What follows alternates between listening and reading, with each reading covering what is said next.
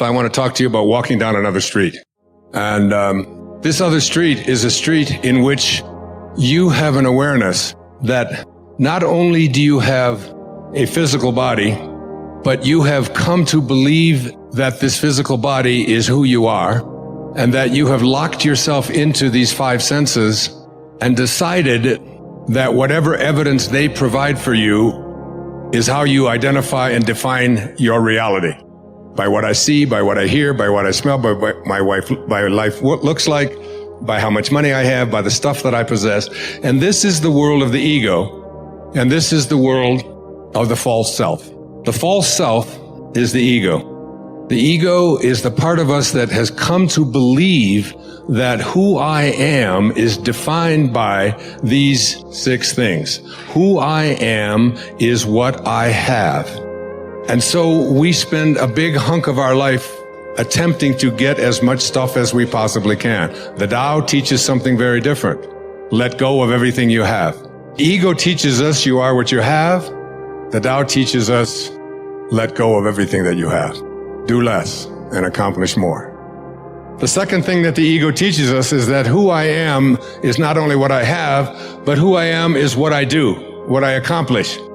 And so we spend a big hunk of our lives believing that the way that we become, quote, successful, happy, fulfilled, self-actualized, whatever it might be, is on the basis of what I accomplish, what my resume looks like, how many promotions I get. And so we send our children off to school and we ask them to learn to identify themselves on how much they get and what they accomplish. Your grades become more important than what it is that you are studying, what you own, what clothes you wear, what labels you have, and so on. And we become obsessed with this kind of absurdity. And this is the false self at work. The third thing that the ego teaches us is that I am what other people think of me.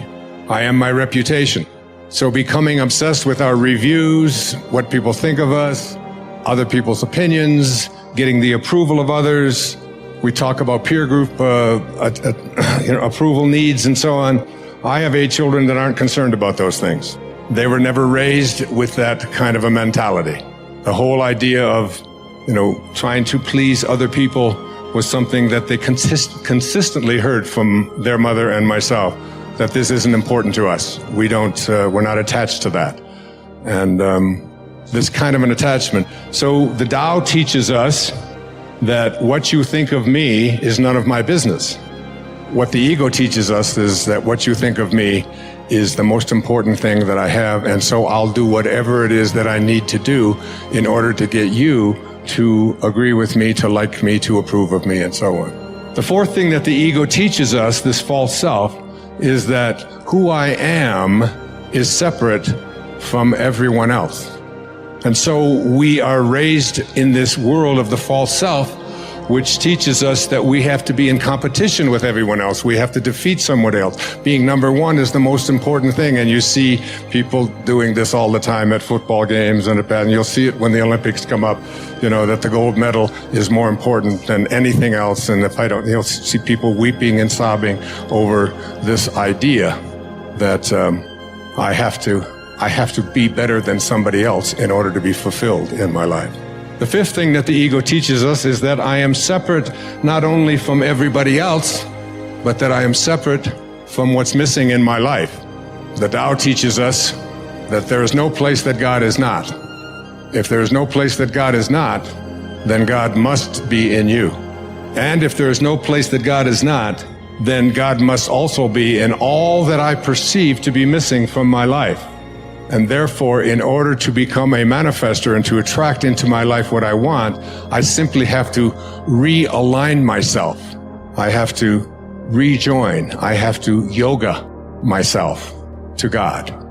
And the most egregious error of the ego is a belief system that says that who I am is separate from God, that God is something outside of me. We have not been raised to understand and believe that at our basic core, what Lao Tzu called our original nature, what we are is love. And all we have to do is be that and live that. There was a great Indian poet. His name was Rabindranath Tagore. And he received the Nobel Prize for Literature in 1913 for a collection of poetry called the Gitanjali. And in that poem, that long poem, 90-some verses, one of those verses says this. He's speaking of the ego. He said, I went out alone on my way to my tryst. But who is this me in the dark? I step aside to avoid his presence, but I escape him not. He makes the dust rise from the earth with his swagger. He adds his loud voice to every word I utter. He is my own little self, my Lord. He knows no shame, but I am ashamed to come to thy door in his company. That's a great poet, and that's a great piece of truth, that in order to get to this place, I speak about, that Maslow spoke to me about and trained me to think about, called self-actualization, is that we have to stop evaluating who we are on the basis of those ego identifiers, and instead begin to see ourselves as divine love. Reality is one wholeness. It includes all subjects, all objects, and all modes of knowing. What we have access to is a human mode of knowing. In my book, Meta-Human, I talk about the butterfly, the painted lady, who smells the world through her antenna, tastes the world through her feet, sees the world with 30,000 lenses that move like a kaleidoscope, hears the world through her wings. What is reality to that little species? Some insects see the world 360 degrees, because they have these what we call complex eyes.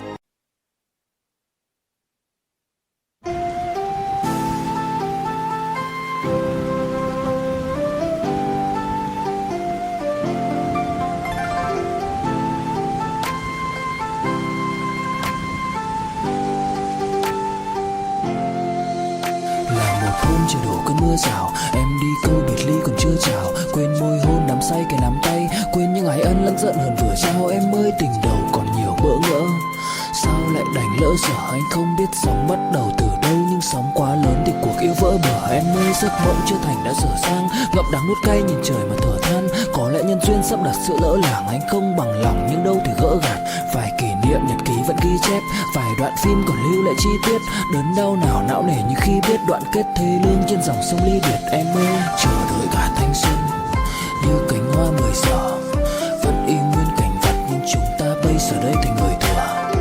Chờ đợi cả thanh xuân như cánh hoa 10 giờ, vẫn y nguyên cảnh vật nhưng chúng ta bây giờ đây thành người thừa. Chẳng bất ngờ về chuyện đời hợp tan, chỉ chưa quen khi chơi với ngập tràn. Ai mang đi chân yêu rồi đập nát, để lại khúc nhạc buồn giữa trời đất âm vang. Người hữu tình dốc gan ruột vì nhau, cho đến cuối cùng thì có được gì đâu.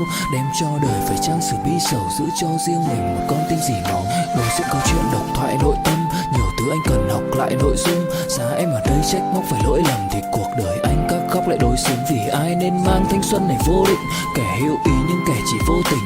Anh giống như Mr. Fantastic, bởi vì hạnh phúc của anh biết vô hình. Em ơi chờ đợi cả thanh xuân như cánh hoa 10 giờ, vẫn y nguyên cảnh vật nhưng chúng ta bây giờ đây thành người thừa.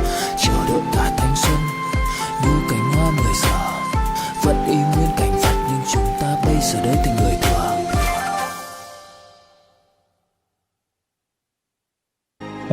With multiple lenses, you can only see within a certain range, but there are insects that can see 360 degrees. So what is reality? Reality, what we call reality, what today's science calls reality, comes under the heading of naive realism. Einstein was a naive realist. And I'm not saying this in a derogatory fashion. It's a word in the science of philosophy. Naive realism means that the physical world exists exactly as perceived by the 5 human senses. Now, obviously, that's not true.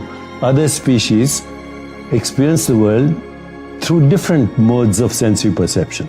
The second aspect of naive realism is that the physical world, as perceived by the 5 human senses, would exist even if no one was observing it. Well, how do you prove that?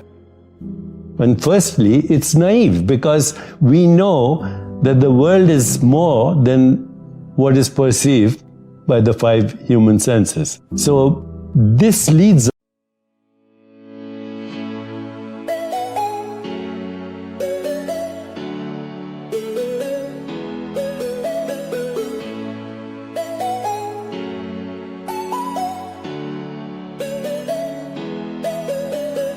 đưa cho anh cái bản đồ, đưa cho anh cuốn từ điển, đưa anh đi tìm cấp cứu.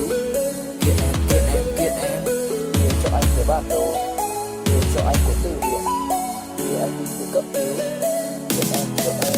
Mặc cuộc đời nó chẳng như ý em mong, anh nguyện vẫn luôn sẽ như lòng em muốn. Dẫu không cách nào mang nắng về đêm đông, cũng không hái được sao trên trời kia đem xuống. Nhưng sau này có thể đưa em giữ hộ tiền lương, sau này có thể làm việc nhà nếu em lười. Nhân gian thường nói không tồn tại thiên đường, chắc do họ chưa từng nhìn thấy lúc em cười. Ấm áp tỏa sáng tựa vầng thái dương, kéo anh chuyển động tinh tiến ở xung quanh. Hoài ngày hạnh phúc nhất mà anh âm thầm mãi ước, ngày ta đứng trước linh mục và cùng sánh vai lại. Thêm lần nữa tuyên bố nhẹ, em về khuyên bố mẹ kén rể đi anh đến tuyển ngay. Dù ít tin tưởng vào duyên số, nhưng nếu em cho số đảm bảo mình nên duyên đấy. Từ khi gặp em Google hết tác dụng, bởi em là tất cả những gì anh cần tìm. Giống một kho báu để ngăn người khác đụng tới, đối đầu thế giới anh cũng sẵn sàng cân tim. Ghét phải lặng im coi em như cô bạn, nỗi nhớ đong đầy bao giờ mới khô cạn. Khoảnh khắc bên nhau thời gian như ngừng trôi, vì em sở hữu sự hấp dẫn vô hạn. Yêu đơn phương cảm giác khó đọc tên, mọi thứ mù mịt giống như đứng trước bão. Mãi hy vọng chờ đợi ngóng trông đến ngày nụ hôn đó sẽ một lần được trao. Hương thơm ngọt ngào vương trên mái tóc em, gây nghiện cực mạnh anh ngày đêm ước ao. Quỳnh là loài hoa đẹp nhất trong bóng đêm, cuộc đời này u tối đang cần em bước vào. Đưa cho anh cái bản đồ vì anh sắp lạc bên trong đôi mắt kia. Hãy đưa cho anh cuốn từ điển vì cảm xúc này anh không thể cắt nghĩa. Chuẩn bị đưa anh đi từ cấp cứu vì anh sắp gục ngã dưới chân một nữ thần. Kiện em bóc lột khiến trái tim anh sao xuyến quanh năm chờ được kỳ kể cả ngày chủ nhật. Sắp phát in mà đâu dám lộ ra, bên bưu điện cũng không ship hộ quà. Họ chẳng thể nào chuyển hết toàn bộ nhung nhớ của anh định trao em, bởi tại vì to quá. Xuất hiện bất ngờ như cơn gió vườn qua, trái tim thẫn thờ tự dưng nó chợt lạ. Đối với cuộc yêu chỉ đủ chỗ cho hai người, nên giá trị em giờ luôn là nhỏ hơn ba. Nhưng tất cả đều do anh nhút nhát, mà dù chinh phục em đúng mục tiêu đích thực, những câu tỏ tình lại như quốc ca Tây Ban Nha mãi không thể có được một lời chính thức. Anh ghen tức với những chiếc gối ôm được trong vòng tay cùng người mà mình thích. Anh khao khát chạm vào bờ môi hôn tới nỗi thú nuôi anh cũng xem là kình địch. Mẹ anh khuyến khích nên đi theo giấc mơ đời mình, vậy anh đi theo em suốt trọn kiếp này nhé. Quyến rũ đến mức bao tấc thơ lời bình cũng khó để lột tả cái vẻ đẹp gây mê. Em làm anh cứ loạn lên, lưu luyến lại càng thêm khi chót phần vương tình. Làm thao thức bâng khuâng giữa màn đêm, tâm trí hoài ngàn năm mãi say đắm hương quỳnh. Yêu đơn phương cảm giác khó đọc tên, mọi thứ mù mịt giống như đứng trước bão. Mãi hy vọng chờ đợi ngóng trông đến ngày nụ hôn đó sẽ một lần được trao. Hương thơm ngọt ngào vương trên mái tóc em, gây nghiện cực mạnh anh ngày đêm ước ao. Quỳnh là loài hoa đẹp nhất trong bóng đêm, cuộc đời này u tối đang cần em bước vào.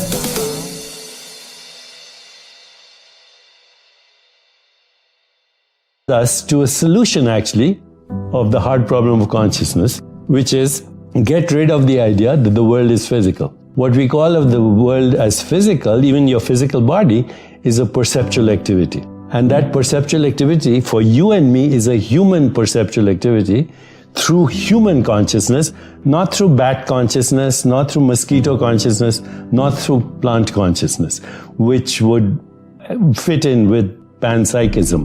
But non-dualism says, go beyond that. There is only one consciousness that is differentiating, undifferentiated consciousness, differentiating into these different species of consciousness that form a matrix of conscious beings that are collectively projecting this universe. If there was no time, there would be no space. So time is the basic, not space. Space is an illusion that's been created because we are engaged with our physical natures. So if you disengage with your physical nature, suddenly there is no time, so there is no space. So suddenly what is here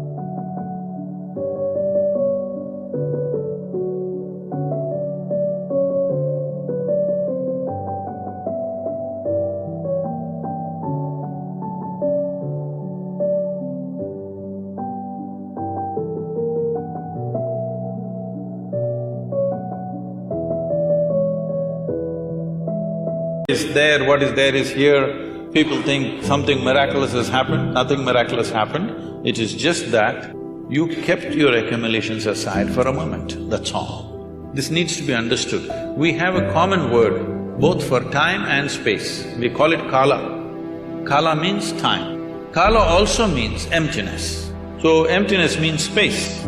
Right now we are understanding time as cyclical moments. So we are looking at time in two different dimensions, kala and mahakala, the greater time. The greater time has no cyclical moments. Cyclical moment is because of physical nature. Because of physical nature, there is time in terms of birth and death, in terms of initiation and expiry of everything that happens. Every atom, every electron, every proton, somewhere has an age. Even the very planets and the solar system and the sun has an age. Sometime it is begun and sometime it's going to end. Whether it's going to be a bang or it peters out is is something we can debate. Sure. But physicality is not perpetual.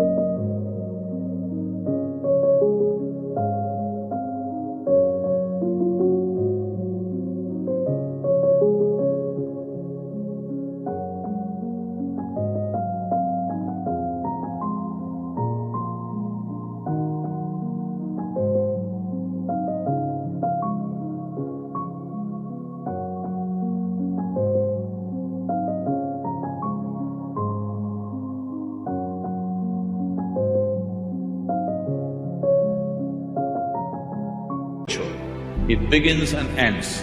Because of that, we are looking at time in that sense. But there is time beyond cyclical nature. This we call mahakala. Is there some logical way of explaining it? No. It is just that when you disengage with physical nature, which is the main purpose of yoga, because otherwise when you engage with your physical nature, you engage with your memory.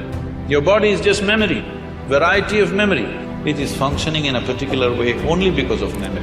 So when we disengage with physical form, we are disengaging with memory absolutely. When you disengage with memory, suddenly there is no past, present and future, so there is no time. Because there is no time, there is no space, there is no distance, there is no possibility of this.